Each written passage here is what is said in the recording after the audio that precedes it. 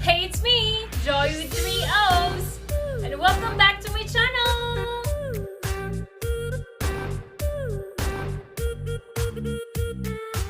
Isang masayang araw po sa inyong lahat. Dito na naman ako para mag-unbox ng One Piece figure. Hulaan niyo po kung sinong i-unbox natin ngayon. I have 3 clues for you.